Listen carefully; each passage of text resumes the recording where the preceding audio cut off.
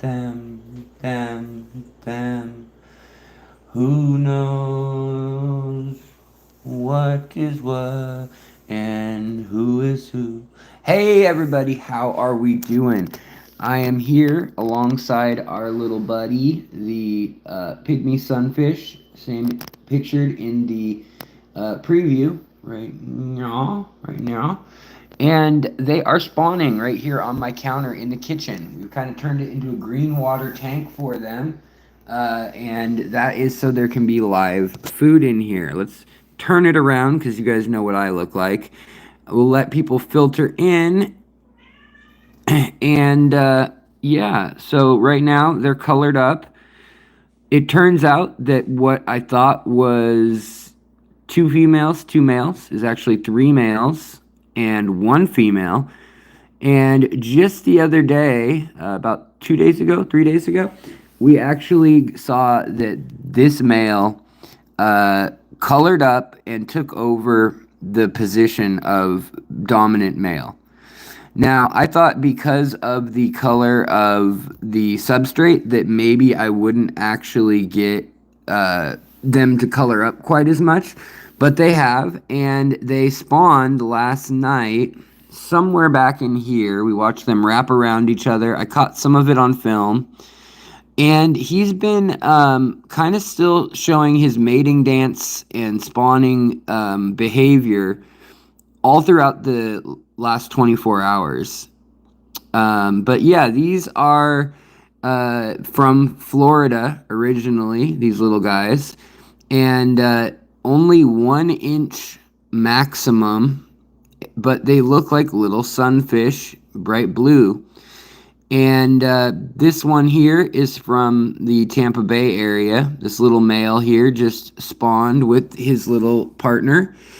And then there's 2 other males in the tank with him, which is not a good ratio, but I'm just kind of curious and watching. I'm just literally, they're right here at my workstation. And so I've been observing them like kind of 24/7 essentially. And I've really been able to kind of learn a lot about their behavior and what they do all day in and out by having them right here. And literally, you know, I work right here, I read right here, I make dinner, everything kind of I've been doing here if I'm not laying down for my injuries that I'm still recovering from, as you guys probably have known and heard. Now, I also put isopods in here, and just recently allowed a few ram's horn snails, 3 of ram's horn snails in here. The ram's horn snails I just figured would help eat a bit of the detritus, mulm, algae kind of stuff that is kind of starting to form now that the tank is fully cycled and kind of getting into the full swing of things. But this little male is now guarding this corner of the tank. Only a 4-gallon tank, the whole thing. Look at this. And yet, he is only taking about yay amount of space. Like maybe a 1/4 gallon or a 1/2 gallon of volume. And this area behind the rocks, we're in the back of the tank right now.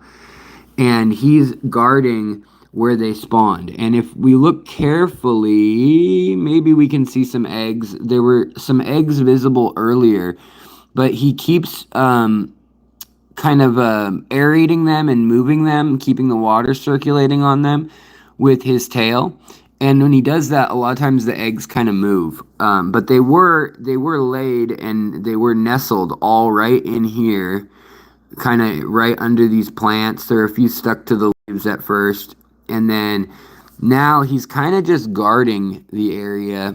And he goes from this kind of not fully colored up to all the way dark black and brilliantly blue.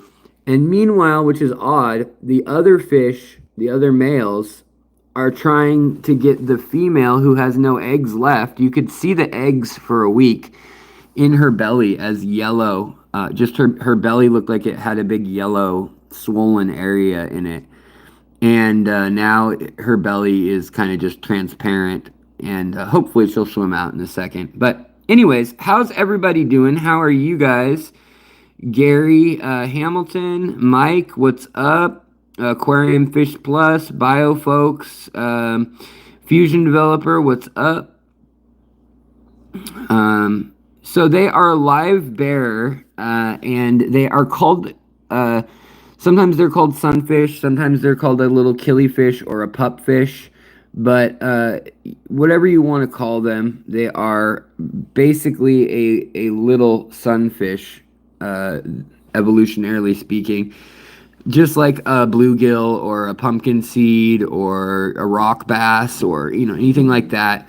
They're kind of in that vein of fish or that group of fish, and then they've evolved. This is the Gilbert eye. This is the Elosoma gilberti, and there's also the Elosoma um, Alabama. There's which is very endangered. And then there's the Elosoma everglade, which has a sparkle of blue. I have them in the other room. Like instead of the tiger stripes, they have a lighter blue, and it's more of like a glitter pattern rather than stripes. And then the other big group of these that are small and tiny is the Okefenokee swamp variety from Georgia, and they're darker. They stay more dark all the time, and they look pretty similar with a little bit different tail shape, more of a spade tail or paddle tail. And these guys, what's cool is he's doing his mating stuff, and he will use these paired fins in the front to basically do a little dance. See how quickly he can color up or down? But he takes those fins and he goes right, left, like he's almost like an air traffic controller. And he'll point. And what was really cool was we watched carefully. My buddy was over, and we were just sitting here mesmerized watching them with the male doing his dance after I fed them some mosquito larvae. And he basically was switching right, left with those fins as he got more and more blue. And then the female came and she would wait and she would watch which fin was pointing down. And he literally made this little area in here. He kind of used his tail to make this little shoot through here. And then he can make it all the way through that little crevice. He has another little area like that right over here in between those rocks that I kind of put together just for the way it looked. But he ended up really liking that area, and he has made a little trench there, as well as he's made some divots and little like nesting areas all around the front of the tank. But kind of I think the safety of the plants at the end of the day have been what he was up to. Anyways, how's everybody doing? Also, the kitty is here. Hi, kitty. Hi, baby girl. You want to say hi to the people? You saying hi to the people? We got boogers in your eyes. Why? We got eye boogers. So yeah, she wants to get in on the action too. The female's really kind of hiding out. We got right here the female. And you can see that belly is clear now. It was full of yellow eggs, and now it's totally clear. Also, the cat just walked across my back onto the other counter. She's a little brat. Anyways, Tiffany, what's up? Good to see you. Lerda Word, what's going on? Carmine, hello. Carson, Scott, who else is in here? Dave, what's up? Asha, what's going on? How are you doing? 48 months of support of the channel. You have literally a college degree in supporting this channel. I hope I have contributed anything close to that, you know what I mean, of information, because that's just so incredible, and I feel so fortunate that we have a community here. I've been making YouTube videos now for over 8 years, and the fact that we have people like Asya that have been here, we've been friends for 4 years. It's like all of high school, back in the day, or all of a college degree. Wild. Thank you so much for allowing this channel to continue. Seriously. And Lara, Lerda, I haven't been feeling very good. I've actually been pretty sick. I've been having a lot of autoimmune complications, and honestly, like I kind of hide it some of the time, but I have like a million medications I have to be on at the moment. Unfortunately, I've got immune suppressant medications because my own body turns against itself with lupus. My connective tissue and my skin get inflammation and they swells up and I can't do much about it. Hold on, let me turn this around. Who cares about my problems compared to this beautiful fish? He was doing his little dance here again. And he'll do a dance with those fins and he's got them fully up. He's trying to get the attention of the female right here. And I don't know if he wants her to spawn again or if he's just still frisky, but I mean, he's nice and colorful and really beautiful to watch. And it's really kept my spirits up. Just, you know, I've been dealing with a lot of chronic pain and trying, you know, with my history of I don't drink or anything. So I've been trying not to take any pain medication, definitely no narcotic medication. And, you know, it's hard. I'm not getting a lot of sleep a lot of nights and things and being up with the pain from my sciatic nerve that's all damaged from when I broke my back. And all of the stuff going on just with my joints and my leg and stuff has been rough. But I can say easily that this has been a highlight of my days is watching these little, oh, there he goes. Watching these little fish. Look at him go, guys. They have a few different little dances, but you guys are getting to see one of the most unique ones that I absolutely love to watch. This is something that, you know, you never get to see in the wild really because they're in very murky conditions that are like 2 or 3 inches deep usually. But it appears as though the female's over here and she's not super impressed yet. And he's trying to lure her back to where they've already laid eggs yesterday. So I didn't know that they laid eggs several days in a row, but she laid eggs 2 different days that I saw. And it was only like maybe 5 or 10 at a time. But I don't know about this specific Elosoma gilberti. I've had the Everglade eye, I've had the Okefenokee, and I don't know if they differ or if it's just different between different fish or different collection points or if they have several different mating rituals. But I mean, look at how this fish has changed in color since. Yes, this is the same tank that the cat Sumi got into and made her litter box before I actually outfitted it for these fish. But yes, these are a native U.S. fish, no heater, no filter required for them to be happy and healthy. You do want to keep the nitrates low, so having some plants or doing water changes is not a bad idea, but they can live in really stagnant water oxygen-wise, and they also can live down to around 55 or 60 degrees Fahrenheit and all the way up to like 85 or 90 degrees in the wild. Now, that does stress them out, so it's best to keep them somewhere between 65 and 80 or so Fahrenheit. Now, the other thing that I'm a little bit curious about are those snails, those little snails right there. They could be anywhere in the tank right now, yet they've chosen to be right by where the eggs are getting laid. So here's a good look at the female.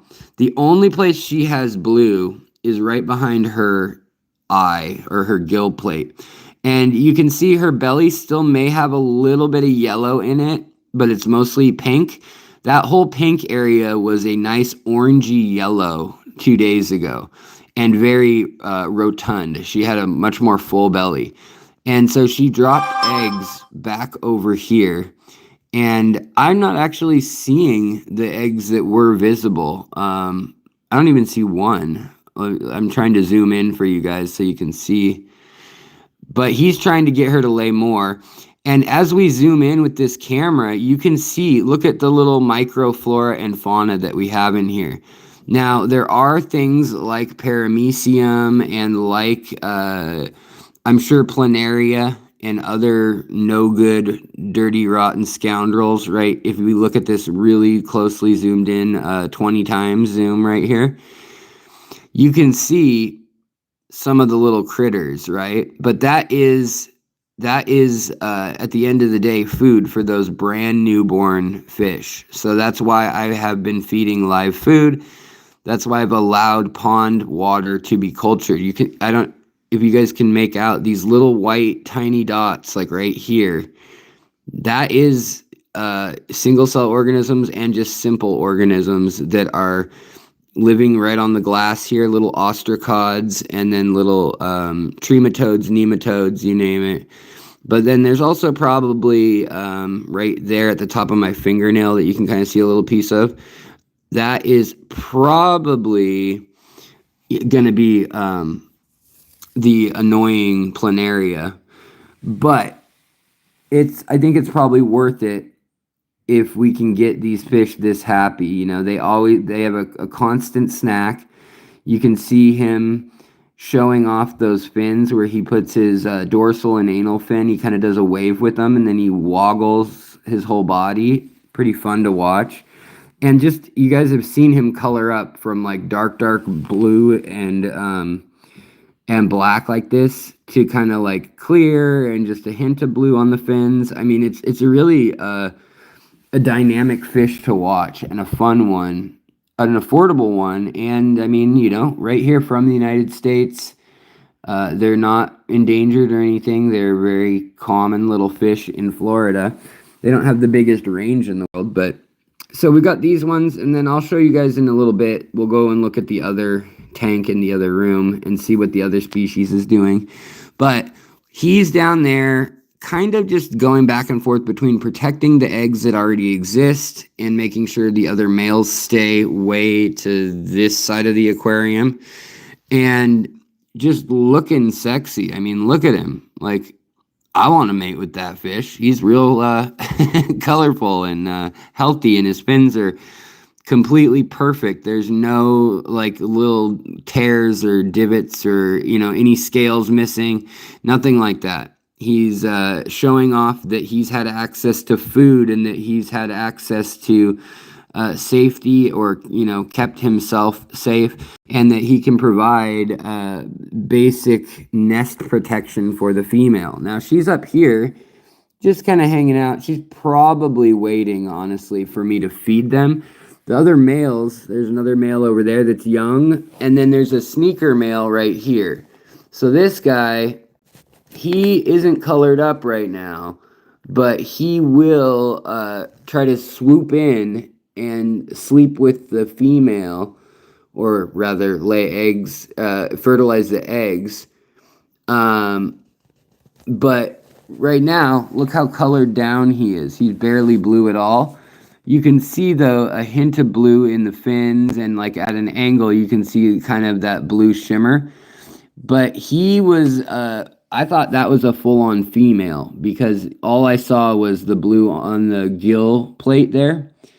But apparently not, because I've seen him turn totally blue, so I'm assuming that is a full-on male, and that he's just using the strategy of trying not to be obvious about the fact that he's a male.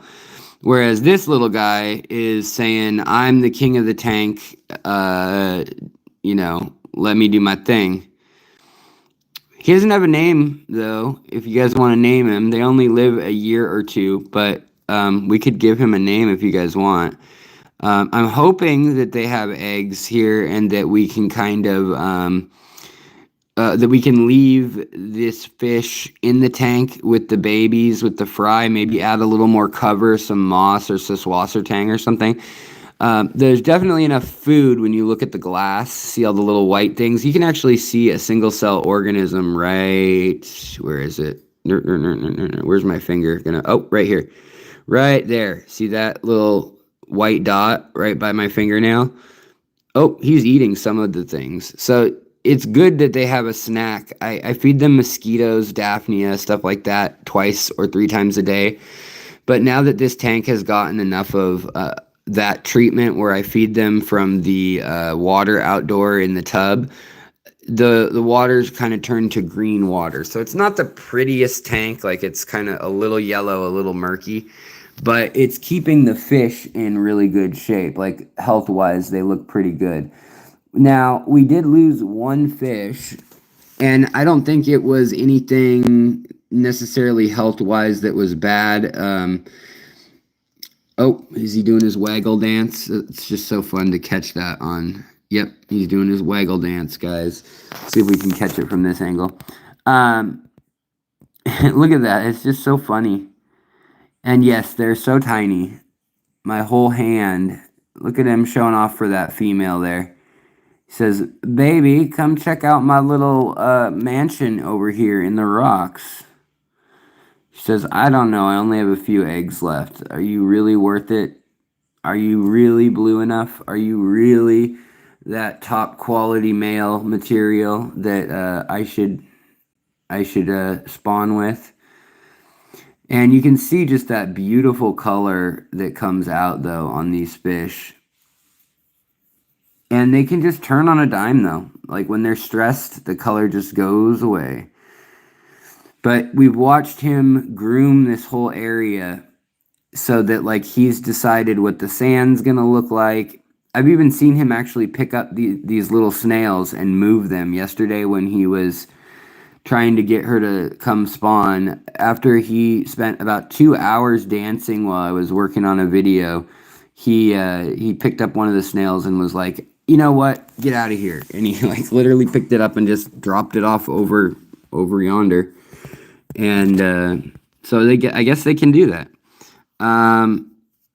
So yeah, anyways, I just wanted to share this with you guys while they were doing it. And the female, she's still up there. When they do actually spawn, they seem to embrace, kind of like they both curl into each other, kind of like a hug. Belly to belly, they kind of tilt towards each other for only like half a second. And then they kind of like wiggle, and they like to do that in a tight space, I've noticed. So they did it there, they did it there, and they did it back in the plants over here. And then a couple eggs drop, and I'm assuming the male drops his milt, and then they kind of quickly dart away from each other right after that happens. And then the male comes back and kind of circles back around and surveys the eggs. I don't know if that's like he's making sure he fertilized them all, but just so you guys get an idea for the size of these fish, I mean, that's full grown, and that's my whole hand right here. I mean, they're very tiny fish. Very fun fish, though. And I don't know why they're not more popular, honestly, other than the fact that you need to feed them live food. So you would need to have like baby brine shrimp or mosquito larvae or sea monkeys, something like that. Let's see here. Lerda, it seems weird that parasites need a human or a bird to complete their life cycle, or else they die in about 7 weeks. Few days in the water, so my tank should be safe by now. It's a year old. Also says infections of those snails in Florida is not very common, but need to do more research and fact check. Yeah, so exactly, snails. There are snails in general that carry parasites. As you're saying, a lot of the snail parasites, not all, but a lot of the snail parasites are the kind that need a bird as a third species involved.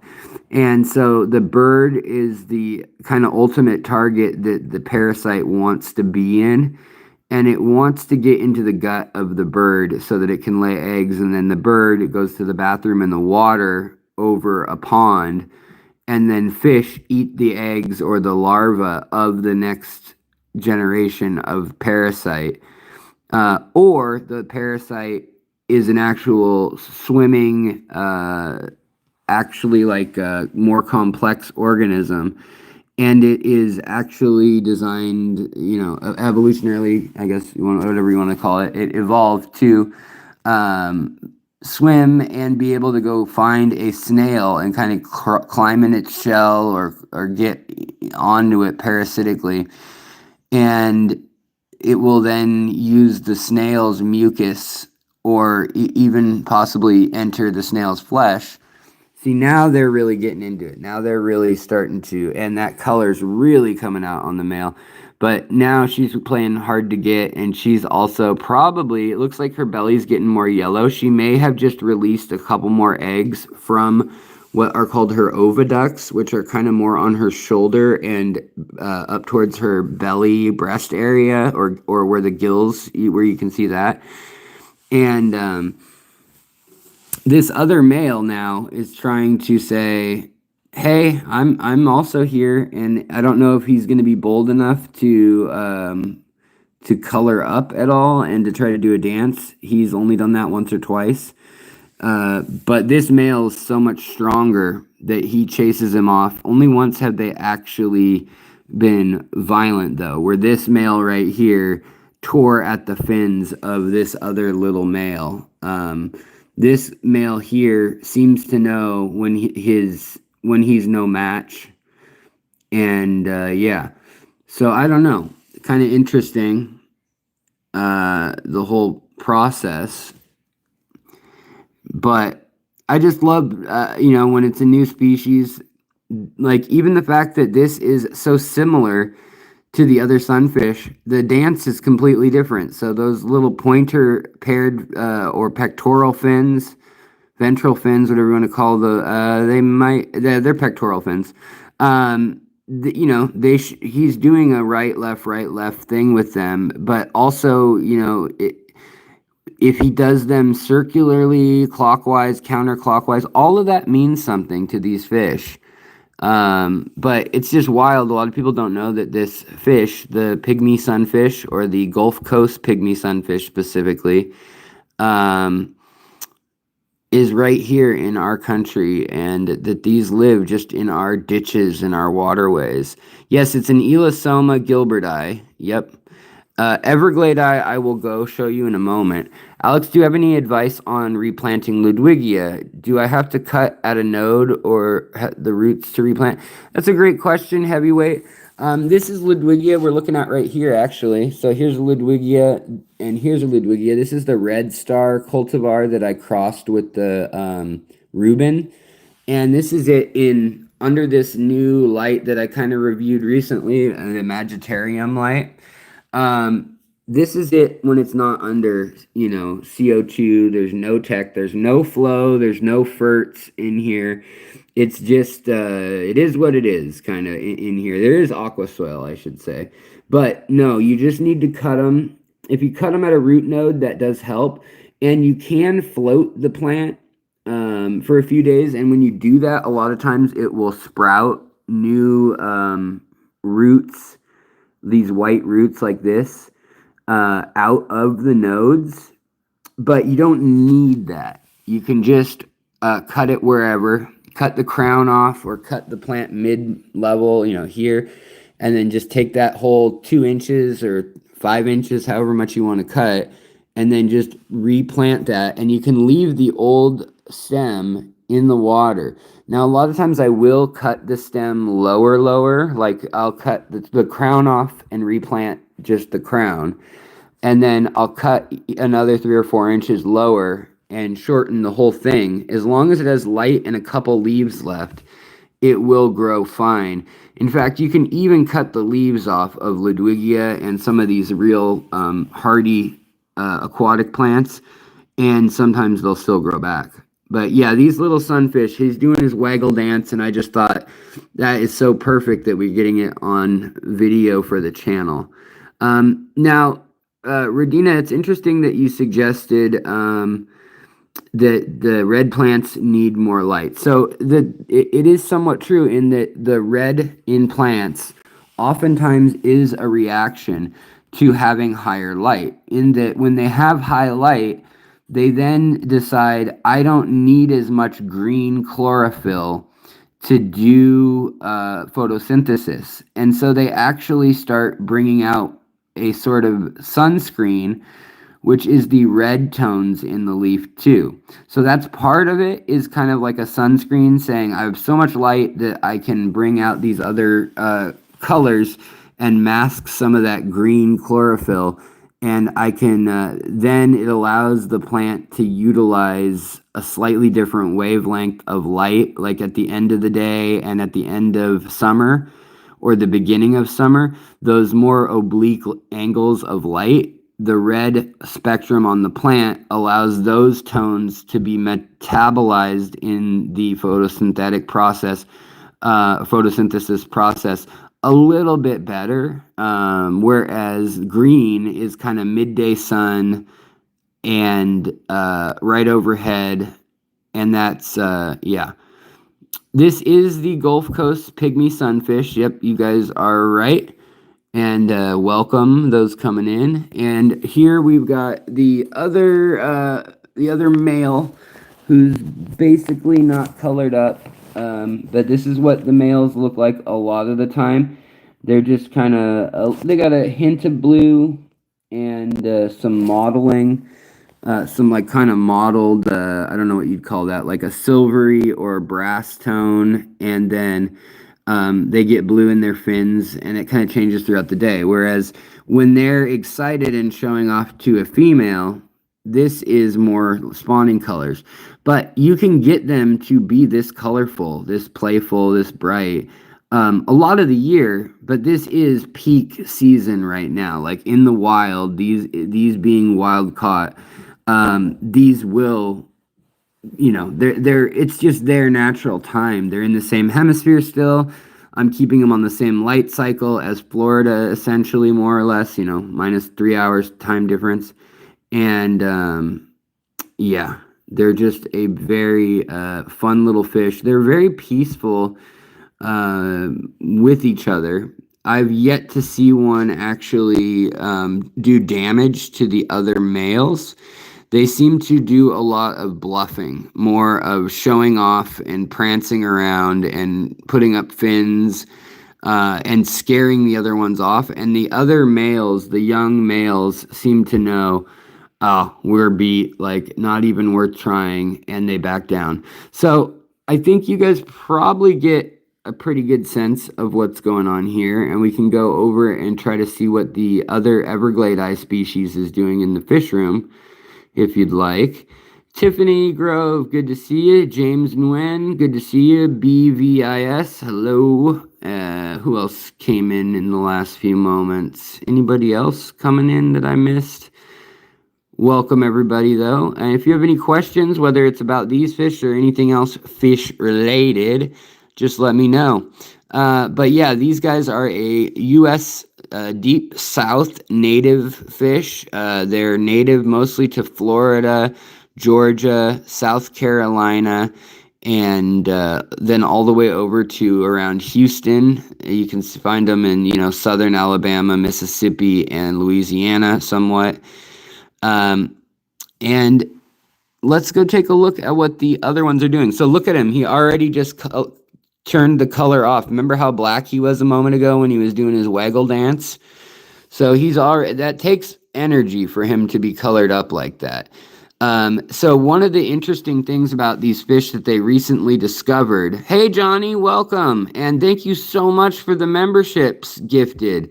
Dave, Craig, James, Aquarium Fantasy, Fishcapades, welcome, and you guys are now members. So go hit up my community tab and see the posts that members only get. I recorded these guys spawning. I'll probably be uploading that as a members only post. You're actually watching them spawn right now anyways, but I want to make that somewhat special. But yeah, thank you so much, Johnny, for allowing others to join in and share access to all the audio episodes. It's over 200 episodes of extra audio or podcasts centric content, which means that it's content where you can watch it. There's video, but it was made with the intent that you could do water changes or whatever. It's just updates in the fish hobby and in the science world related to fish that I find interesting. And it used to be a kind of a weekly podcast. Right now, it's not happening that frequently anymore, but I will continue to make them and put them out here and there. But there's a pretty good archive of them at the moment. But as new species come out and things, I'll either cover them on live streams, shorts, or there. And when I've got something special or something that is personal or that I have a connection to, that's where I definitely kind of only share that with members. Or if I know of like a sale or a trick to kind of get into something before the general public, or if I get a good deal on, I get offered by some company to give a code out to several people or give prizes away. I'll do that oftentimes to just members. Or if we do a prize drawing on a live stream, I'll give members 2 drawings, and I'll give, the people who come who aren't members just get 1 drawing. So, there's some incentives, but nothing crazy, but I do really appreciate the support. And let's go see what the other little fishies are up to. Let's also turn on the light. I've had the lights off today. What journals do you make it a point to check? I read Nature, I read Ichthyology, I read Freshwater Ecology Journal, the Native North American Fish Review, and then I also have basically RSS feeds set up so that I can follow those too, and just kind of like get an overview of what's still happening, in the world. So let's take a look at this tank that I need to trim. And I think I'm also going to offer Johnny, I know you were interested at one point.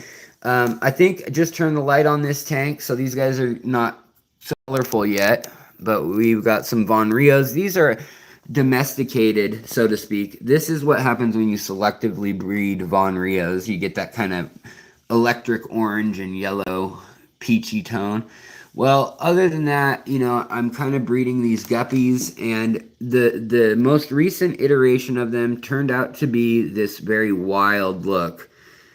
They almost look like K-class endlers, these little blue and orange tailed ones. And I got 5th generation now. I've got quite a few of those. And then I've got these, which when they're young, they're blue and white with a hint of yellow. These are siblings, believe it or not. That one and that one are from the same litter. And that is their grandpa. So this tank has kind of a weird assortment, seeing what genes are recessive. So here again is that kind of ice tiger stripe endler. And as I get these, I'm also taking note that generation produced females with yellow tails, whereas the females from the generation previous actually had some snakeskin pattern on them, like on their body more and up in their dorsal. So here's one that's a little older, this female, and she's got a pattern on her dorsal too. So does this one right here. Whereas the older females actually are smaller, and if I don't see any right in the front right now, I think they're down in here. But I had some kind of exciting news if you guys have been watching the channel for a while. Also, this is super annoying. My Logonandra me bullseye pink, or bleeding heart right here, is the snails are eating it. And I think it's whenever it comes to the top of the water, they decide that they can chew on it as it's trying to become immersed. The leaves get kind of like this waxy cuticle to them, and it takes a few of these leaves going kind of bad and getting ragged before then the ones below it start growing actually for land. But here you can see that watermelon look of the Logonandra watermelon, which is a select cultivar from the older bleeding heart mutation. So these are another kind of, they do exist in the wild, but this was a cultivar that's been selected for and then grafted and cloned. selectively. But I was gonna say Johnny, I think, wanted some plants at one point. And oh, what are you doing, cat? Also, this tank, it's doing really well. Kitty, you're not supposed to be up here, my dear. You got eye boogers too. Um, so this tank is doing well. The light, though, last night, I can thank my cat for this. Where'd it go? Did she run off with it? I'm gonna be so mad if she ran off with it. But she had. Oh, where did it go? So we got this piece here that plugged in, but we did have. Dang it, cat! Did you really run off with that cord? I'm gonna be so annoyed with you, sweetie cat. You precious little thing, you make my life a nightmare sometimes. Oh yeah, here we go. So she ran off with that. She pulled that out of the light over there and decided to play with that. So I'm going to have to rewire that light tonight. But yeah, thanks for nothing, Sumi. Seriously. This tank, though, is chugging along well. Took care of a lot of the algae with the Siamese algae eater reticula species. Stop drinking off this water. This is like algae covered spillway water. Why do you want that? Sumi. But anyways, so yeah, I think I'm gonna take some cuttings and offer members some plants soon enough here in the kind of tank going on over here. Cats are going to cat. Yep, totally. And I think I'm gonna offer some cuttings of like my this is the Bacopa Salzmani crossed with the Colorado. You can see I'm floating it because what I'm actually trying to do is get it to start these runners out the side here. Also take care of any little bits of algae that were on it from that tank over there. And I'll float these pieces like this. And then once they've floated for a couple weeks, 2 weeks, they'll do this. And I can literally then plant these nodes, or I can plant the whole thing sideways, and it will send one plant at every node pretty much, or every other node up. So I can bury this whole thing and let it kind of deteriorate, other than see how it even turns upright where it's floating. One side will try to get up out of the water towards the light. Just bury everything but that last end, and each node will then grow into its own plant in a nice hedgerow for you. And then you can just sever the roots once they've all grown however tall you want them to. But that's the little trick too. This is the Colorado mixed with the Salzmani that's got that pink stem. And the Salzmani has like a nice purple tone to it when it's under really high light. Colorado has kind of a pinky green hue to it. And then the Bacopa moneri, this stuff here, is doing its own thing still, but I'm letting it flower up at the top here because we're going to cross it with some of the Bacopa over here that is the Colorado mixed with the Monieri, which instead of being pink, it's more of a yellow color. So you get the dark greens and you get the lighter greens. So these are the darker greens. This half of the tank is all Salzmani and Colorado crosses. This half has the other original Monieris more. And also some of the flowers, instead of being blue, are purple, are kind of this purpley color. But most are going to be the original, like the color that you find in the wild the most, which is this cornflower bluish purple. It's kind of right in between the two. But as time goes on, you can select all the way to white, and sometimes they'll even make yellow flowers. I don't know. It's it's a phenotypical thing, and I don't know what that means, but it's interesting that they do that. So, anyways, that's what's going on in this tank right now. Lots of narrow leaf Ludwigia colorata or Ludwigia inclinata crossed with other Ludwigias that I'm growing out here that I'm trying to flower as we speak. It's all immersed right now. This has a real rubbery, waxy feel to it, and that means that it is now fully out of water growth. There's also, Mayaca and some other plants that I'm growing in here, stem plants that I'm playing with. Also, Rotala mini pearl. This is the Vietnam lilac or pink. Also have the purple Vietnamese variety in there. And then we've got just Rotala, the normal one. And then we've got Rotala nongensis in there. We've got Hygrophila polysperma growing here. We've got the variegated white. And then we also have the more extreme pink variegation too, which really you can kind of fake either one by playing with the light. Then this is the Red Star Ludwigia that I crossed years ago.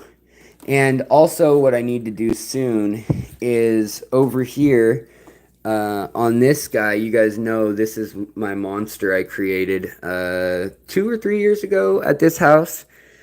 So I crossed the Bacopa, the Anubias caufifolia, which has the rigid, like the ribs on the leaf, and a spade-shaped leaf. And I crossed that with the Fraseri, which is the same Anubias genus and everything, same plant. And it's a longer leaf. And those are usually about this size right here. This is a good example. That is the caufifolia there. And the Fraseri, here's a Fraseri normal leaf right here. So when they're crossed, they get these, which I don't know what to call other than bunny ears. Which is funny because neither one has bunny ears on its own, but they get very severe and the leaves get like 2 feet. Look at this. They get like a foot to 2 feet long, which is absolutely ginormous compared to what these things normally do. I mean, this is insane. That is hybrid gigantism, or hybrid vigor as it's called scientifically. And even the ones now that I've taken cuttings from, you can see that weird bunny-shaped ear versus the ones that are not crosses, that are in between where they pop up from the water. They don't have the bunny ear. They just have a hint of it. So that is probably the most unexpected thing that's ever happened when I've crossed plants and cross-pollinated, is they all have this much of that rabbit ear at most, and then all of a sudden when I cross them, they start popping out of the water with these ginormous extensions on the leaves. So I probably need to take some more cuttings. The rhizome itself is very healthy and big over there, but it just doesn't, it seems to be also like gigantic, like whereas it grew from seed, it only a couple were successful, and so the seeds didn't seem to be that viable, like not all of them anyways, or not a lot of them.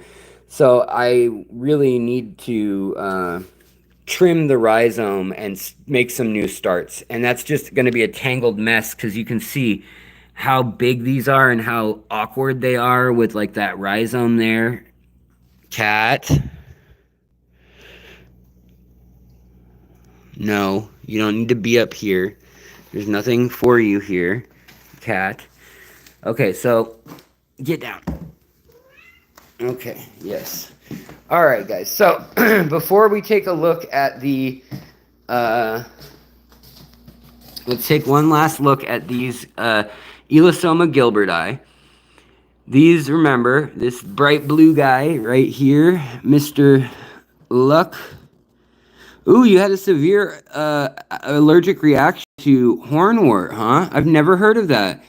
I have a lot of allergies, though. I believe that, it doesn't surprise me that there are plants that people have a lot of allergies to. I have a lot of allergies to other plants. Sorry to hear that, though, man. That's a bummer. Mutlu Yildiz? I'm sure I butchered your name. I'm sorry. Also, what's the smallest tank I own? James. I have a lot of 2.5 gallons right now. Also, by the way, here's that sneaky male. He's pretending to be a female, but see how his belly has no eggs in it, has no yellow in it, and he's kind of got darker fins, if that makes any sense. But anyways, so the Bacopa colorata crossed with the Monieri looks pretty white and lame. And some people I know like white plants or clearer looking plants. But to me, they just kind of look devoid of vigor. Like they don't have that much energy. Also, guys, look at this. Here comes the isopods. So the eggs may have been laid if the isopods are out, in that they clean the eggs. So that's the one experiment, is we're watching the isopods. They come out and they'll clean up all this fish poo and stuff. It's very interesting to watch them work. They usually come out at night, but I've been watching them also. And there's another isopod right there next to my pinky nail. It's hard to see that one, but he's disguised. He's dark right there. Then there's that isopod. There's another one in the crack, and there's another one actually right there. So they're coming out, and supposedly, I mean, I'm trusting science here. Supposedly, the isopods will not eat those babies. Look at him do his waggle. They will not eat the babies. They will not eat the eggs. So what I'm curious about is this other male is hiding right down here. Ooh, you saw him just get into it. You see that? So there's a female in here and a male, and it's hard to tell the difference between these two. In fact, let's see which one is which. That's the female. So she's more golden. He has a hint of blue iridescence in the tail that's really hard to pick out, but you can see it in the right light. And then he is obviously being just ultra alpha male. His strategy in evolution is be bold, take all my energy, and show off to the lady. Show off all day long. Show the world, anybody who cares, show the ladies how special I am. How I'm taking all the anthocyanins, all the omega-3s, omega-6s, all the protein, and I am putting it towards color production and iridophore production. And I'm going to beat this male up who's in my area. He's just a young male, but he's going to chase him out of his area. Because as I said, if you're just joining us, there are eggs over in this corner that were laid yesterday and the day prior, that are back behind here and then also in between these rocks, which is also why these isopods are here. They eat fungus and algae off eggs. So I'm really interested, and I was trying to document, although I can't see the eggs anymore, so I don't know if I'll be able to document it like super well, but I can't see the eggs firsthand anymore, which last night I got pictures of the eggs, but the male has kind of scooted them with his tail, like he waggled his tail and moved the eggs farther into right back there where he's hiding, and he's protecting that area. So I wasn't sure if these guys, the Gilberti, if the Elosoma gilberti would be the same as the Okefenokee and the Everglade, where they kind of make a nest and the male protects it. They don't protect the babies per se, but they protect the eggs. And so I'm curious to see how long this male will protect the nest. Yeah, the isopod would love some natural leaves. You're right. Right now, this tank is just set up to be just an observation tank, really. I didn't think they would even spawn in here, being that it's in the kitchen and it's so noisy, and like there's so much me working right next to it, this big monster right next to their tank. But they seem pretty used to it and pretty oblivious. Also, the tank, I use this Aquarium co-op tank because it has the rounded sides and it's small enough. It's only 4 gallons. I can carry the whole thing with water if I need be, so my wife won't yell at me when the fact that there's a tank in the kitchen. But it's light enough that I can move it into the fish room if need be. But their whole little world fits in here, and there could easily be 10 of these fish in this tank, and there'd be plenty of room. But I am curious to see how the fry are going to be treated, or if they even hatch. I'm really hoping they hatch. But I've had problems in the past with this fish, in that they lay eggs, they spawn, they do all the moves, but then I never see the babies. And you know, I'll see one or two, like a third of an inch males or females. So it means like one baby survived and hid for like months. And I'll have like, you know, I knew for a fact that I had 5 of them, and all of a sudden I'll have 6 or 7 of them total with 2 that are smaller. So I know that they've bred in my tanks before, but they've never been super successful in my tanks, this Gilbert eye species. So this time I'm kind of trying it so that I can really watch. Like, there's not a ton of leaves, a ton of this, a ton of that. There's only a little bit of hiding spots for them right now so that I could really watch what goes on here. Will pygmy cories eat baby shrimp? Yes, they will. They won't eat a lot of them, but they'll eat some of them. And what I am trying to see here too is, you know, these guys, they seem creepy crawly. They're underwater potato bugs or underwater pill bugs, isopods. But supposedly they are fungal and detrivores, and they only want to eat the algae, the fungi, the rot. Oh, hello, kitty. That is growing on these things. Yes, kitty. What's going on? What's up, baby girl? You want Dr. Pepper? Is that what you want? She wants dinner. Hold on, guys. Let's get her dinner. Oh, look at this. The male right now, he's got a nice little color showing here. And he is trying to eat the isopods. So they are too big for his little mouth, though, the adult isopods, which is interesting. I mean, it's actually seeming to work.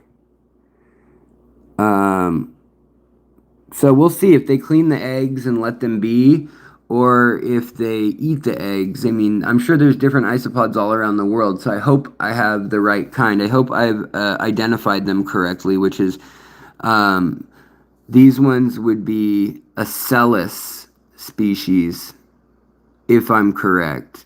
But anyways, so yeah, you guys get the idea of what's going on in here. This is the tank for my Elosoma Gilbert eye, or the pygmy sunfish. No filter, no heater. They're at about 68 or 70 degrees in this room right now in Seattle, just ambient temperature of the house. And it's sand from a freshwater river nearby with some aqua soil under it. And then I've been feeding them with green water and all sorts of little single cell organisms, as well as simple forms from the ponds in my backyard. So that's why the water's kind of green and off. So let's go take a look right now at the other species. So here is the other species, and in here, what we're trying, because I've had these guys for over a year now, is we're also trying, I put some of the leaf killifish babies in here to see if they can live together, and it seems so far like they're doing okay. Like the least killifish have outrun the Everglade.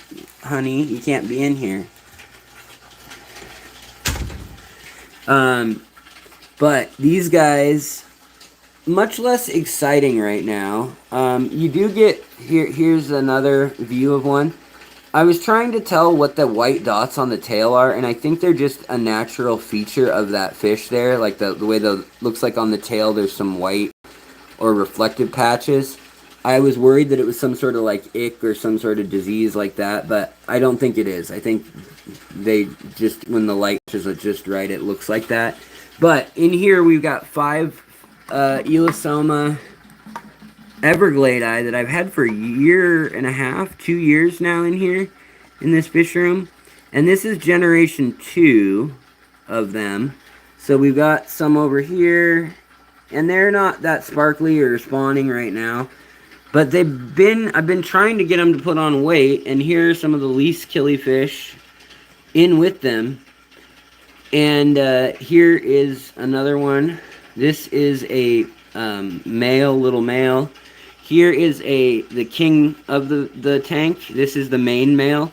And that's all he's colored up right now. So you can see the big difference between the Everglade eye and the Gilbert eyes. So these Everglade eyes have just a sparkle, and it's more of a metallic or cobalt blue on the males. See that? They will get darker, and they can turn fully black with the shimmer over the black, but they tend to be this color tone most of the time. The cat just knocked a pole off the table. Also, up here you can see the least killifish kind of harassing the little sunfish. And I don't know. They don't. It's interesting, but these little least killifish here, they're something else. They're so tiny. The sunfish, the pygmy sunfish, are already super tiny. But these guys, I mean, they bring a new meaning to the word tiny. These little Heteranda formosa. You can see these two pygmy sunfish are like, should we hunt it? Should we eat it? Those are two males right there. And even though it doesn't show very well, you'll catch the shimmer of blue every once in a while. There's another male also. So there's like 6 in here. And they're doing their thing. Then over here we've got Batis. We've got the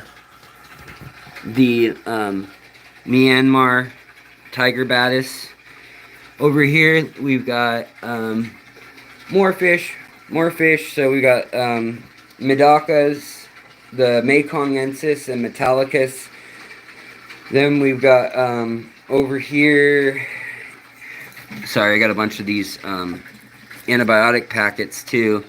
I just treated a couple tanks for cyanobacteria that was annoying. And then we've got a betta tank. And then we've got, I got the lights off on a lot of these tanks. But over here is the main tank for the least killifish, aka we just did a whole episode on this, a deep dive into these guys and how they played a role in the history of science, ichthyology, and evolution.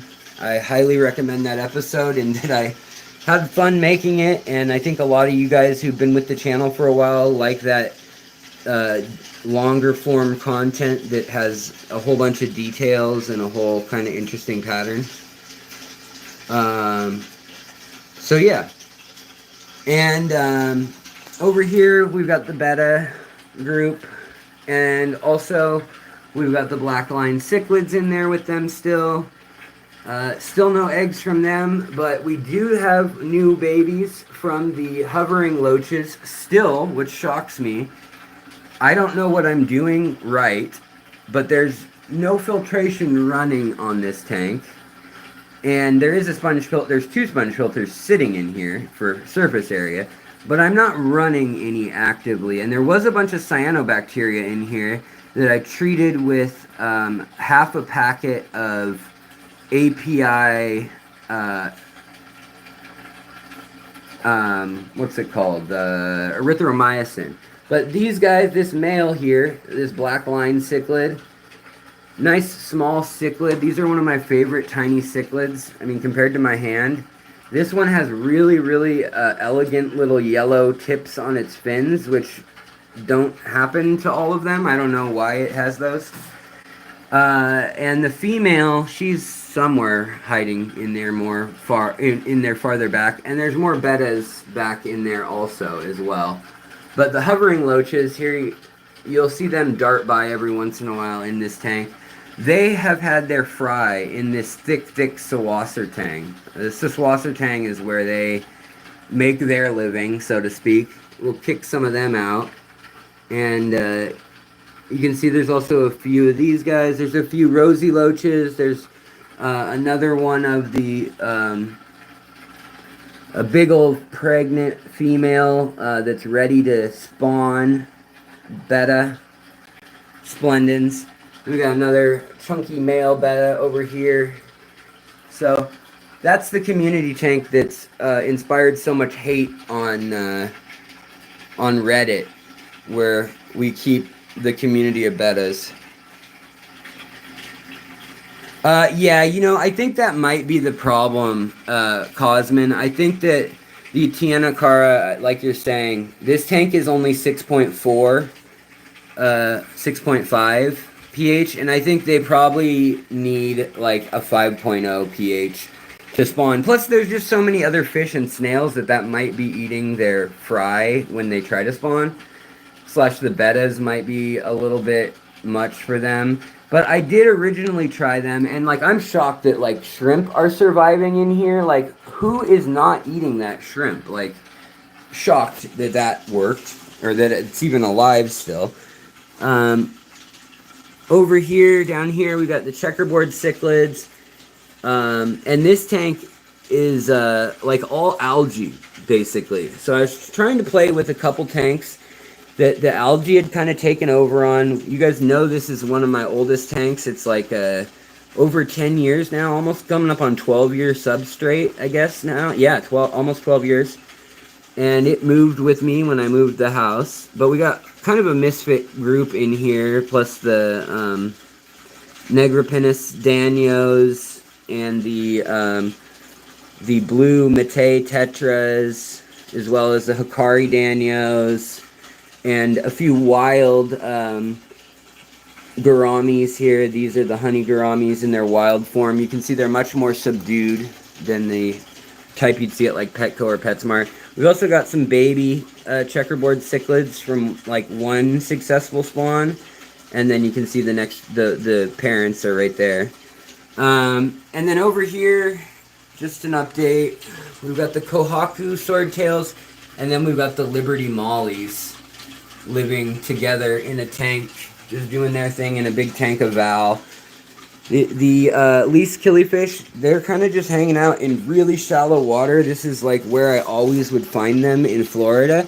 So I replicated that, and I put a bunch of creepy crawlies in here, from shrimp to scuds to you name it. You know, there's planaria, there's all sorts of stuff in here. And I wanted to see if I could document the scuds attacking the least killifish or anything. See, there's a scud right there, or Gomeris pulex is their species. So far, the least killifish, even in like an inch or two of water, no problem, have just kept reproducing. They're troopers. So then this is their tank that I'm about to do the wet season flush on. And as you know, this is my Apisto tank. This one has just been colonized by the algae. And this has the gobies in it too.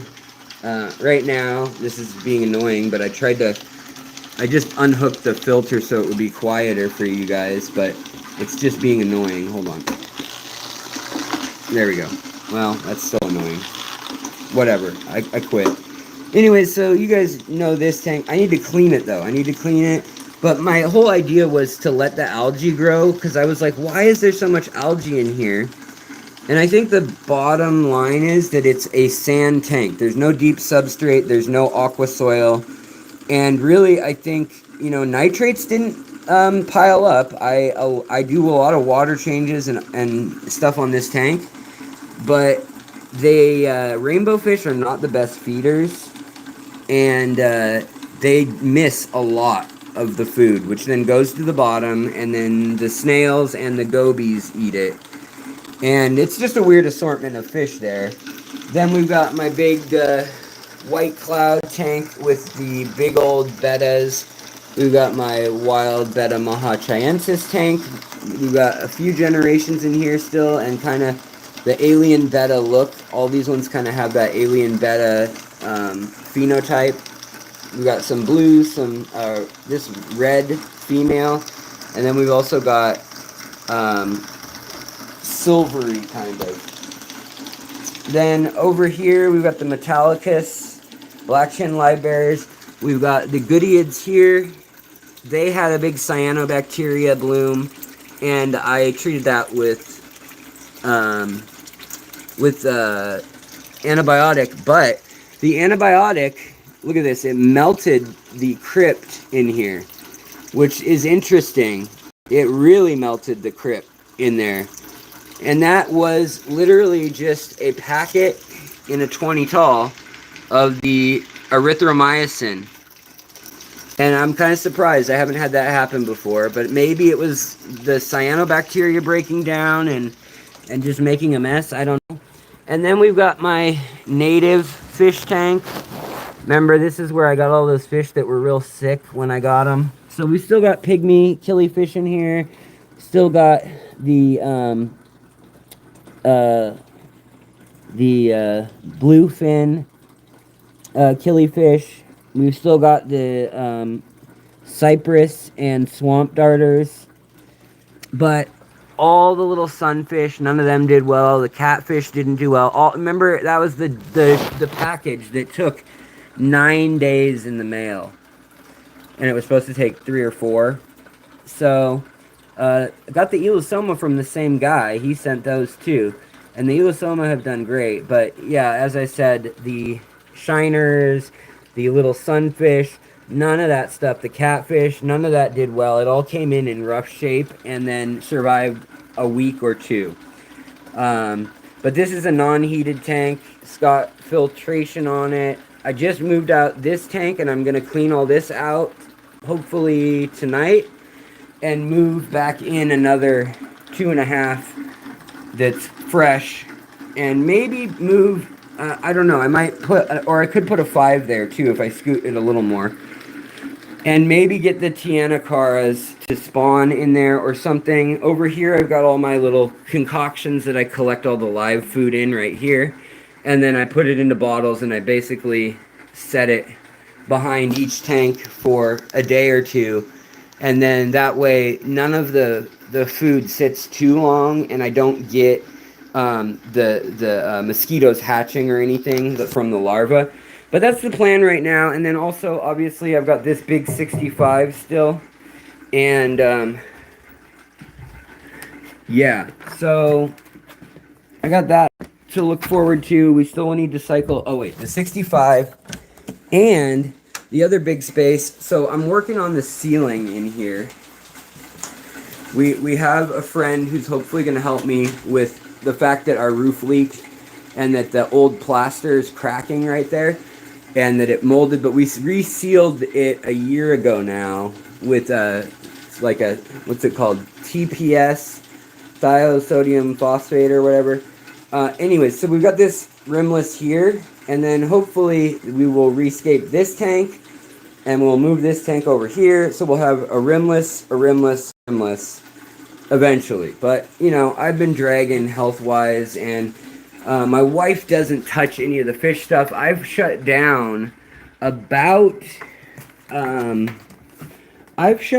probably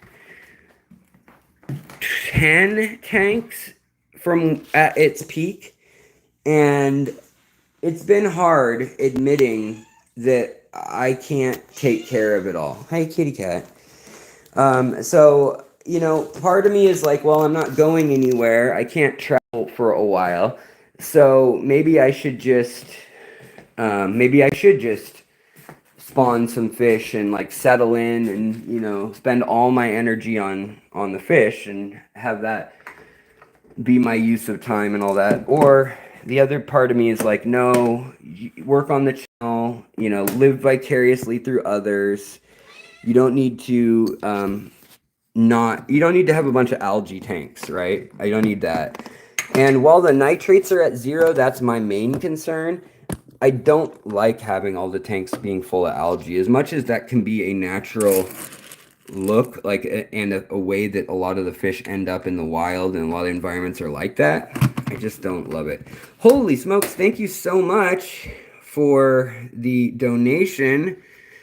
Oh, of course, it's Johnny. Thank you, Johnny, buddy. I really do appreciate that. That is a huge generosity with the memberships, and then with that, I mean, you are always so kind to the community, to the channel, and it really allows me to do those like deep dives, like that one I just did on the least killifish that, you know, the video doesn't do well, but I know a lot of you guys enjoy that type of content, so I hope that's worth something. Like, people like Johnny and you members, people who, you know, or subscribed, who are, you know, paying $1.99 a month for the channel, like that allows me to spend the time to still make stuff, even if it does Even if the algorithm doesn't promote it one bit. In fact, the algorithm recommended it to 211 of the views out of the 2,500 it's gotten.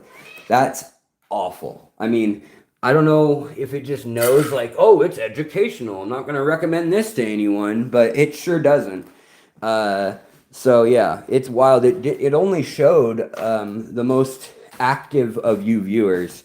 I saw it only showed 2,000 of my channel subscribers. It even mentioned in the notifications and alerts. So thank you for those of you who watched it.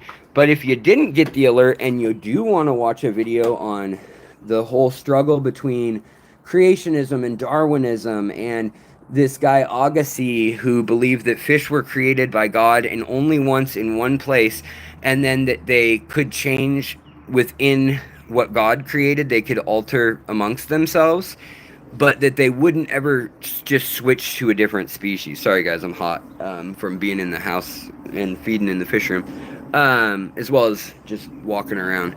I'll show you guys my awesome little my get around. Hold on. So here's my ride, everybody.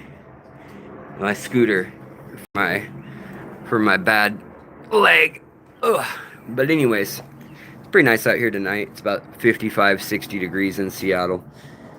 The sun will be up until 9:15 or so. But anyways, yeah. Let's see. I'm just reading the comments. Anyone use open cell foam to act as a barrier? I haven't used that stuff.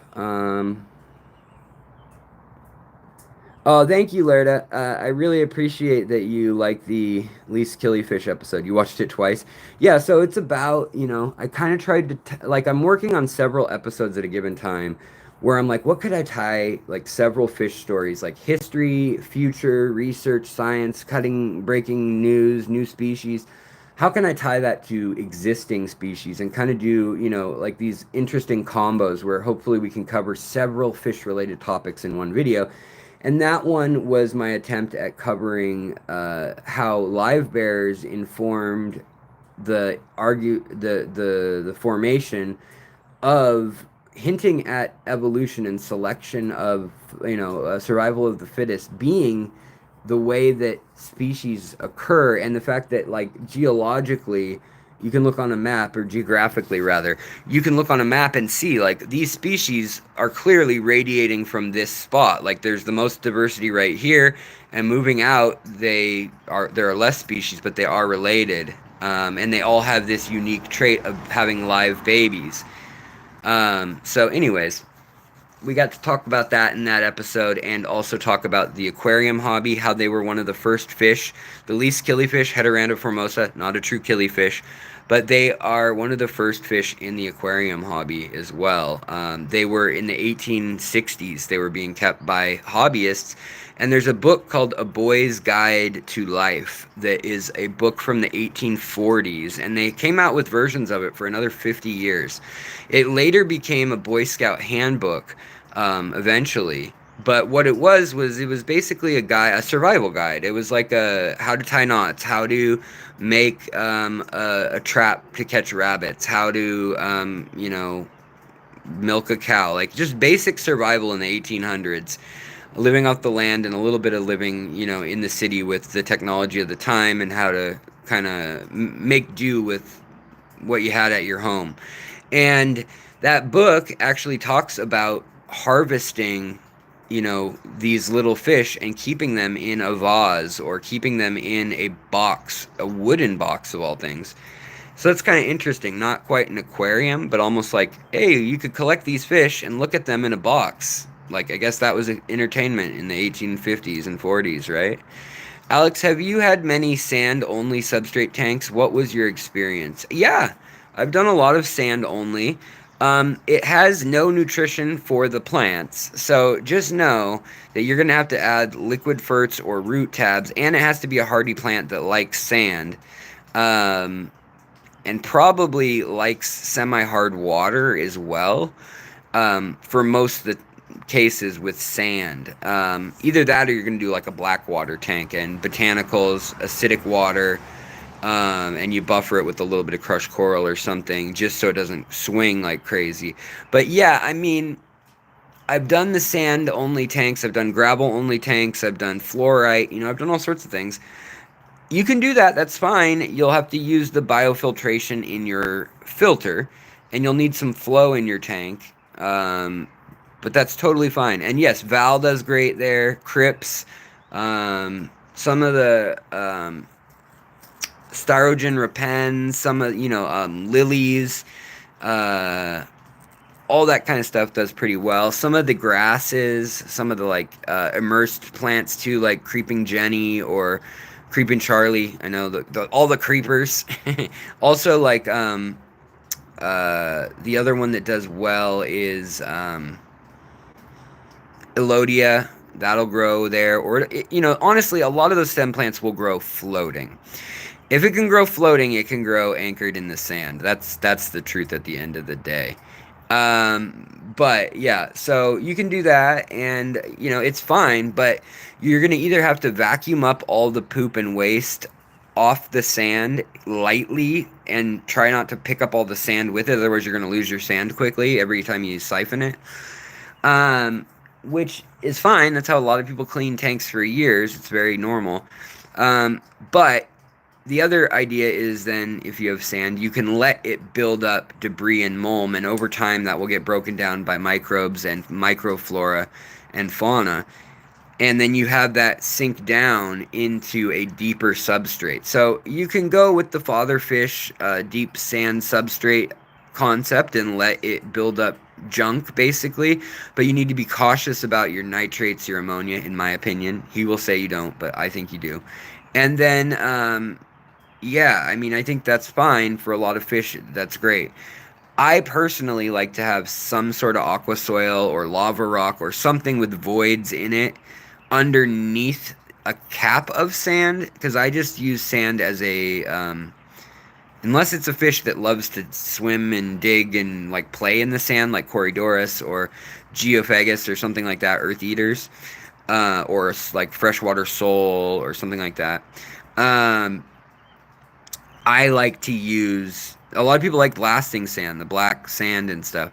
I don't like to use that. I think it is just kind of dusty, makes a mess, and then you end up with a dense layer in your tank. So I only use that if I know that I want that to be the top layer in a cap where I want it to look good, and I'm not going to touch it. I'm just going to let the debris settle. And that means that you need a lot of flow in your tank if you're going to let the debris settle and let nature take care of it. In my opinion, you should have flow. I've done it without flow, and it is possible, but it's asking for trouble in that you can have a major buildup in the anoxic layers of ammonia, nitrates, nitrites. And while you will eventually, within a year or two, you will get a biology and ecology that then will actually start creating food, nutrient, energy storage in an entire layer trapped away for your plants, which is great long term. A lot of people aren't trying to keep a tank that they want ready in 2 years for the 2 to 5 or 6 or 8 year period. It's more about the 1 to 2 or 3 year period that they're concerned about, is what I've kind of come to realize in talking with most aquarists. So it kind of does make sense in my mind. Well, I think it's still fascinating, interesting, fun, the science of those tanks. I do caution people that, like, you need to have patience, you need to understand that science if you're only going to do that. Otherwise, you should have the filtration, you should do your water changes, you should do the stereotypical stuff. That's my opinion lately. The nature tank thing I still love. I still have, like you saw with the Elastomas, no filtration. And I'm doing water top-offs only. And I'm putting green water and little organisms in there. But I don't think that's the only way to be. I've never thought that. But yeah, Alex, can you build a food web by only piling leaves on a bare bottom?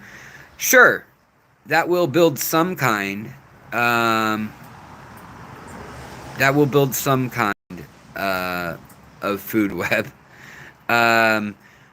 It just depends where you get your stuff. If you get a bunch of really rotten leaves from like a lake or a pond, you could bring who knows what in. You could bring fish eggs in. You could bring dragonfly larvae in. all sorts of stuff could be in there, and that can establish an ecosystem. But to me, that is the most rotten and decomposing, rich part of the lake. And our tanks, when we're modeling nature, we kind of want the cleaner part of the lake, just because we don't have the surface area, we don't have the organisms, we don't have all the land around a lake or a swamp that works to process waste. We can't turn, to have a compost pile, for instance. What good is it to have a compost pile unless you have a garden to put that compost and turn it into soil after it becomes, potting soil or castings from worms? So I'm kind of the opinion that, yes, you can do that. There are some fish that will live in just a leaf pile of nasty, dirty, rotten leaves. And there are biotope tanks that's also a thing you might want to recreate for. The majority of fish, though, I would start with dry leaves. Let them rot in your tank and not introduce all the organisms involved in decay and the ecosystem of wild ecosystems. Because one, you're probably keeping a tropical tank at 78 degrees or 70 degrees in your house at least. And that's like subtropic to tropical temperature. And anything you get in Europe or the US or Canada out in a lake, the biology's not evolved yet for tropics. So the trophic levels in the food pyramid, while I think it's cool to get live culture food and the bacteria and things that can settle into your tank, that's all great. You can get that from fairly clean looking water, and you can just introduce the food you want in your tank, and those little tiny food and critters, ostracods, single cell organisms, that kind of stuff, in my opinion, it will come to your aquarium through plants, through fish, through food, through the air, through leaves, things like that. And over time, that gets built up, and you can see the diversity grow in an aquarium. But if the diversity is too high, usually something will compete to find its niche, and we can't, as I said, we just don't have the space in an aquarium to have, for instance, inch-long beetles working alongside bacteria, fungi, and all the things that happen in nature that can off-gas into the entire atmosphere, or that have rainwater coming to wash it away, or that flow into creeks and things like that. So while it's fun to take slices of the ecology, and I'm still all for experimenting with them and learning from them, I don't advise them as like a starting off point anymore for especially anybody new to the hobby within a few years. But, unless you're really ready for potential mess and, rotting, smelly stuff, and you understand the science, yeah. Alex, are there types of fish that prefer the swampy water that might have rotten leaves and things in there? I heard of Lamia yeah, no, there are. Like, some of the blackwater species love living down. I mean, honestly, Elosoma, they like, and least killifish, they like stagnant water. They like a little bit of brackish water. They like, now, no fish really seem to like ammonia or nitrates or any of that. That's universal. But there are some that the organic waste, the organic debris, the algae, there's a lot of catfish, there's a lot of loaches, there's a lot of, things like sculpin and little detrivores that will scavenge and that have evolved to eat plankton and micro filament, like biofilms and things, like a lot of suckerfish or plecos or things like that. So in that regard, yes. I mean, there's even a lot of fish that eat spirulina, right? Spirulina is a cyanobacteria. So there are some fish that love a rich carpet of algae, and they're gonna, that's their go-to environment. Look at Ivan Mikolji's books. There's mulm and debris and dirt everywhere. But that being said, a lot of our fish, they also do just as well with the clearwater aquariums. There's only so many that do better in that decomposing environment.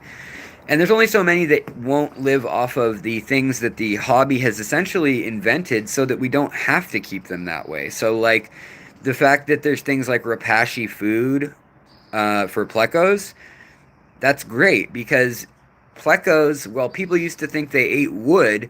They don't eat wood at all. They can't break it down in their stomachs, we've learned. Rebecca Bentley, Freshwater Ichthyology is the name of her channel. She's an ichthyologist over in the UK. I think she just got her doctorate or is just about to. But, you know, she is all about Loricaridae or plecos and cories and autosynclos. There's not a single species out of like 700 some studied that has been able to digest lignin and like the cellulose on their in their gut first pass. Now there are biomes in their gut that may help break some of that stuff down, but my point being is that they're not evolutionarily even eating the wood, but they do need to chew on wood and they eat it and it passes through them so that they can eat the bacteria. So how do you feed a fish, you know, a quarter of its weight in biofilm and bacteria? That's a hard thing to do, and that's why we came up with things like spirulina, algae wafers, and you know, rapashi and things like that. I hope that kind of makes all that clear. Beto, Great Lakes, what's up? What's it? Okay. Matt M. Fishery, what aquarium fish do you think have the best iridescence? I think Congo tetras probably have the best reflective iridophores, truly like metallic, rainbow shimmery look. Some of the clear fish, like the catfish from Southeast Asia and or the perchlets, and they're called catfish. They're micro catfish from Africa. What are they called? Du Bois catfish. I think those are Tanganyikan, but a lot of the clear little catfish and perchiforms that are cyprinid, but like they have iridophores all over their air bladder or swim bladder, and all over their liver, and it reflects inside of them. So a lot of those clear fish, and also, you know, actually some of the tetras too, have that shimmery look. So a lot of the glassfish and stuff have that real cool look where they just glitter in the sun. If the natural light hits them, you just see like rainbow sparkle. Even like some of the X-ray or the ghost catfish, they have like these iridescent lines down their spine and down their internal body that looks like a CD, like the old school reflective rainbow color on the bottom of the CD. Hello! Hey Fish Fam Link, what's up? I keep sticks when I trim my hardwood trees and chunk them into my baby pleco tanks, and they go to town on the biofilm. Totally. Yeah, especially fresh wood. The tannins and the lignin and the cellulose, all that stuff, bacteria, fungi, archaea, little protists and little microorganisms, single cell amoebas, things like that, love munching on that fresh tannic material that comes out of freshly fallen plants and sticks and stuff. So, yeah, I mean, and then the fish like eating that secondarily. They don't eat the stuff firsthand, you know, just like you're saying, it's the biofilm, it's not the stuff leaching from the wood itself. So that's important to understand. Yeah. How would you stock a 40 breeder?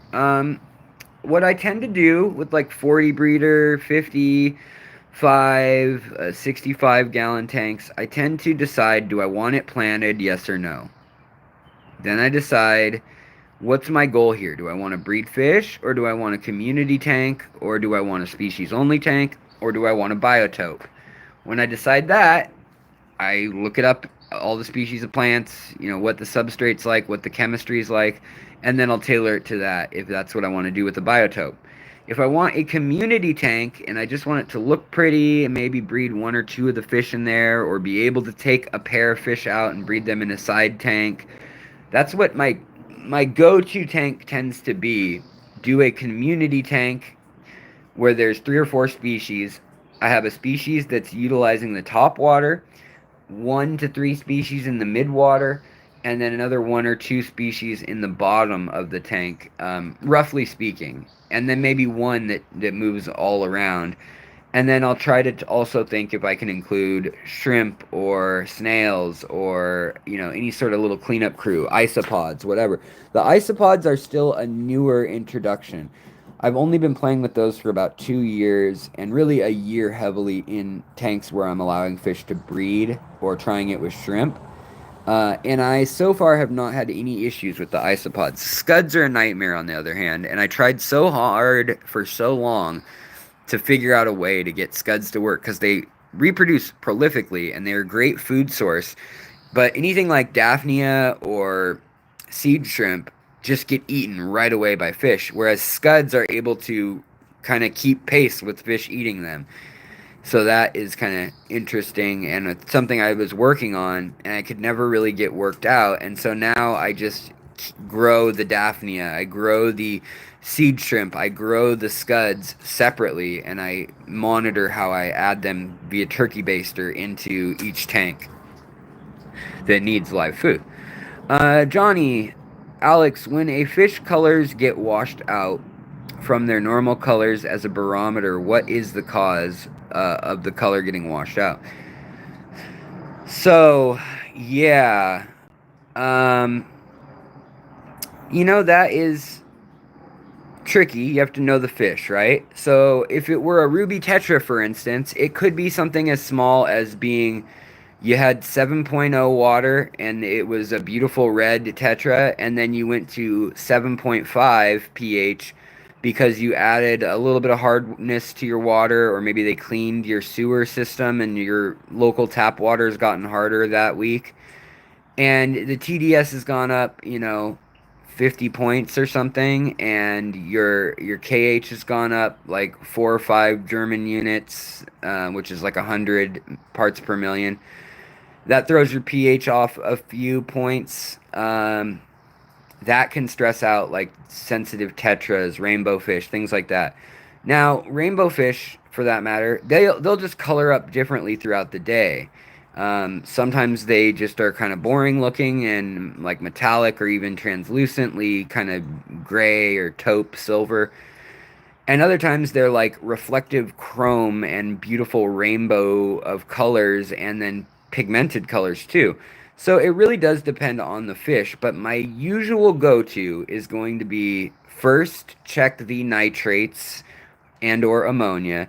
Second, check if there's enough oxygen. If it is a fish that lives in moving water, like a fish that likes the rapids or a river fish, after the nitrates and ammonia, I will check the that. Maybe I should do a video on this on like the checklist that I do. But and then thirdly, I will check the pH. So those are the big three that I check. After that, it requires some hunting. If it's not one of those things, it requires some hunting and trying to figure that out. Yes. Also, Terry LaPierre, how's it going? Yeah, there is a new complex, possibly, of beta. There's definitely a new clade. If it becomes a new complex for sure, I've seen two thoughts on that, but there's a new species grouping. So like where they're, like we say, the beta splendens complex, or we say the um, my brain's not working, not embolus, but whatever. You guys know what I'm trying to say. The different groups of betas where there's a bunch of species together. There's 7 or 8 or 20 or however many species in each of these groupings. Well, there's a new one that has 2 betas that are now being considered the Ryukyu Island betas that are from an island chain off the main Indonesian islands of Sulawesi and Java and Sumatra. Off those big islands, there's a Ryukyu island chain that kind of is smaller islands that just kind of go off on their own, and there's betas on there, and we've always kind of been like, how the heck did these get here, and who are they related to? And they look just like some of the beta species on land, but genetically now they're finding that they're millions of years separated, and there are these micro traits between fins and between like scales and things that are ways to tell the difference between the species. But moreover, it appears that they don't interbreed with their supposed mainland or main island chain complex. So they can't interbreed or hybridize, and that's a big tip off that they're a new species group. If you know, if not just new species, but a new species group would be pretty cool if they nail that down for sure. Holy smokes, we got Johnny doing a five, another gift membership. So we got Anna Taymond, Uncle Smiley's Aquariums, check the fish box, Into the Future, and Scott Talley or Tayley Goatfish, all joining up now as members. Thank you so much, Johnny, man. You are such a kind and giving dude. Really do appreciate that. Thank you. So you guys who are just joining the channel, go to the community tab and get at that extra content. Let me know if I can help. You know, I try to keep up with the comments of any recent video. I try to keep up with all the comments, but I only spend 4 hours a day on it, and I treat outreach to y'all as half of my job or a third of my job, and then editing, filming another third, and then research and stuff another third is kind of how I'm trying to break things down lately. Used to be researching was like 2/3 of my time, and so I could make all this content, but now I'm trying to put more effort into editing and the appearance, and also, you know, like with the video that I made. When I made that video about evolution and about least killifish, that video was originally about 40 minutes long, the first cut. I trimmed that all the way down to 22 minutes. And I threw out a whole side storyline about the elastomas that I was going to tie in because I happen to have all the beautiful footage of them spawning and stuff. I wanted to somehow include them, and so I was talking about examples of their speciation and how it's similar to the live bearers. How we didn't know until recently that like the lepisomas and all different sunfish, like the red-eared sunfish, the green sunfish, they're now like I think 15 species. There used to only be like 6 or something, you know. And now we're realizing that, oh wow, there are way more. 8, one of the species of sunfish got turned into 8 species in the last 10 years. So we're realizing the diversity and the differences. A lot of fish historically, they look similar, and we just assume, okay, well, it's just, you know, that's what's so difficult, guys, about fish and about species, right? Because a shark and a fish are more distantly related to one another than humans and fish are. We are closer related to a guppy than a guppy is to a shark. Yeah, think about that for a minute. We branched off in the last 300 million years. We were fish 300 million years ago to 350 million years ago. Then we were these little lizards on land or salamanders, and then we turned into mammals, and then the mammals evolved for another 100 million or 60 million years after the dinosaurs, 60 million after the dinosaurs. But the fish have kept that body shape, whereas sharks and stuff, that's 400 million years ago. And their last common ancestor was that far ago. So literally they're 100 million years or 25% more removed time-wise from sharks and guppies or stingrays and halibut. I don't know, flatfish I'm trying to think of. They're that different, even though they all look like, oh, they swim in water, they have roughly the same shape. It's just evolution that happens to look similar, right?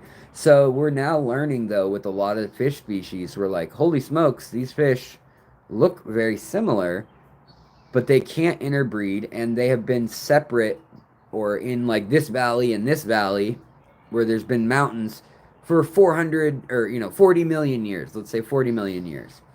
And that means that they haven't been they both been roughly keeping the same body form because that worked. But that's kind of a wild thing to understand, and it kind of makes it difficult then when you see a species like guppies or bettas, where you can see, or dogs, domestic canines, for instance.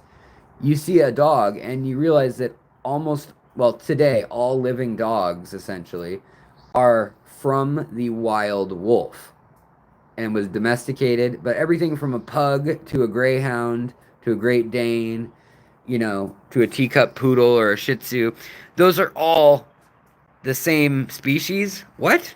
Isn't that wild? Whereas a shark and I don't know, a ball of shark and a shark, or a tuna and a shark, are more distantly related than the shark and the dog. It's wild, or rather, the fish and the dog. So it's a wild world. You got to eat dinner, Lerda. Well, you have a wonderful evening. Um, if I were to create a new type of fish, what would you have to do in order for it to be a legitimate new species? You know, um, I don't know. Sort of Mexican. I agree. Evolution is beautiful. Um, Mr. Cat Travel Videos. Thank you very much for the kind words, Mr. Cat Travel Videos. Could you do a filterless tanks with minimal substrate and just do water changes? 100% Beto Great Lakes. You can 100% just change water. You don't even need to let a tank cycle. If you had fresh, clean water and you wanted to let it perpetually drip in and just cycle through, you would never need to let it cycle. In fact, some people have made that mistake. They've changed so much water that they haven't let it cycle, and they don't have any good bacteria or surface area that's been colonized because there's never been enough ammonia for the bacteria to eat it and survive. Um, so yeah, I have a video called like what they don't tell you about the nitrogen cycle, or what you don't the truth about the nitrogen cycle, which is that you don't need a cycled tank. Your fish just need clean water. But a cycled tank is much more safe in the long run, because then if they poop or one dies or a bunch of stuff builds up in there and you didn't notice it, or it happens gradually, or even worse, it happens suddenly, you have that redundancy. You have that bacterial filter ready to kick in and colonize, and within 12 to 14 hours, they can double their colony size. And so that means that if one part per million ammonia was in the tank daily from poop, all of a sudden a fish dies and it's 4 points. It would only take 24 hours for your tank to work out all the ammonia, because the first 12 hours your bacteria would double, and it would go from 1 part per million ammonia to being able to process 2 parts per million ammonia. The next 12 hours after that, that would double again, so it would be 4. And then the next after that, it would be 8. So very quickly, with even in 36 hours, 8 parts per million. So you could handle 8 times the ammonia load, or the mess of stuff, if the surface area existed for that bacteria to double its colonization. The thumbs up button, you either tap when you're on mobile, on the screen, either tap or double tap, depending on your device, or you have to back out of chat and then click the like button. But I do appreciate the likes, folks. Justin, I do appreciate it. So thank you, guys. What would be a good product to bind multiple manzanita branches together? I use fishing line. um, you can use wire and stuff, but some of that kind of corrodes and rusts. But I do like using monofilament or fishing line. It's pretty strong. You can tie it pretty tight with wood. You can also use nails. You can use super glue. You can use, a screw, whatever. A lot of times you just need to get it waterlogged and like in the position you want it. A lot of times I'll just like use rocks to wedge things in place, and it's not so pretty for the first month or two. But then once everything sinks and it's neutrally buoyant and it's been kind of jammed into place, it'll stay that way. So, yeah, it might be difficult at first, but it'll kind of get easier. But yeah, you can use floral wire, you can use monofilament, you could use zip ties. Zip ties are a good one because you can just cut them off and they're, then they're gone once everything's in place. Um, yeah, so I've seen a lot of wires and stuff used too. Hello, Willow. Um, Johnny, thank you for gifting zero. I don't know what fish family, what that bot is up to, what it's saying, but yeah. Raymond Baradine, I always knew people were descendant of lizards. I've known quite a few snakes in my life. Yeah, there you go. Just got here, but yeah, imagine showing someone who doesn't know dog fossils, and convincing them they're the same species, right? Look at a pug's skull and then look at like a wolf or like a pit bull or Rottweiler or a Great Dane with a long skull or a Doberman. They do not look like the same freaking family order of creature. I would believe you if you told me this is a koala skull with the pug and this is a weasel skull with the Doberman, or whatever. It's wild. Um, yeah, dogs don't make sense. We really mutated those poor guys. Some of them to bad effect. Like some of the boxers or I mean the bulldogs and the pugs and those things are so, their sinuses have such a hard time. I'm not saying they're not cute. I'm not saying they're not lovable, but I'm just saying, yeah, some of those dogs, bulldogs and things too, they've got the bow legs and it's pretty wild what inbreeding and selective breeding, line breeding does. Uh, Dog owners really resemble. Yeah, I think dogs and their owners. Yeah, you definitely see the link a lot of times. Um, yeah, taxonomists don't always agree. I know, especially with species and stuff. It's always difficult. What's interesting about the Chihuahua, Roy, is so the Chihuahua and also a number of dogs. So there's the great there was the wool dog up in North America that Native Americans used for weaving. They used just like sheep wool. It was a dog that was naturally from a different species of dog. It was a different domestication group in North America and the land bridge up in central. It probably happened in either Central Asia or somewhere in Siberia. But they hybridized and domesticated a dog that was different than the wolf. So the main species of dogs that are our pets, that is a different in the new world when Europeans first got there, the dogs that they had 500 years ago were actually a different species. They were from a different lineage of canine. However, and it probably took 5 or 10,000 years for that to occur. And in the New World, for some reason now, almost every trace of that dog is gone. There are there are some villages in Peru and Bolivia where they can find dogs with like I think 5 or 10% of the DNA of those other dogs crossed into the European dog.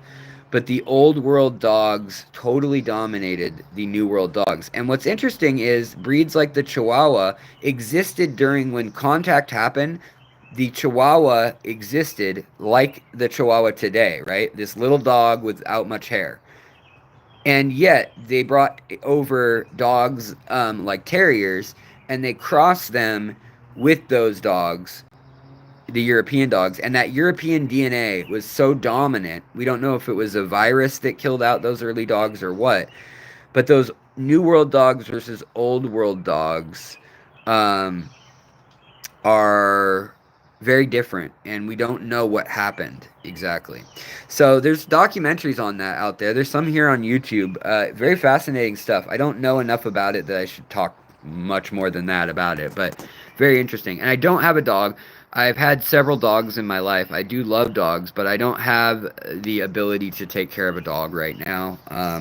My leg, as you can see here, is in a soft cast. My ankle is broken. Actually, both my ankles are broken. I'm standing on two busted ankles as we speak. I'm waiting on the boots to arrive, but it's been a long road with my health. And yeah, I've got two con- um, what are they called? Compression or stress fractures in my ankles, my talus bones, and two or three bones in my right foot and one bone in my left ankle are busted at the moment. Plus, I have a wound that's healing. But hopefully, the infection's gone. Hopefully.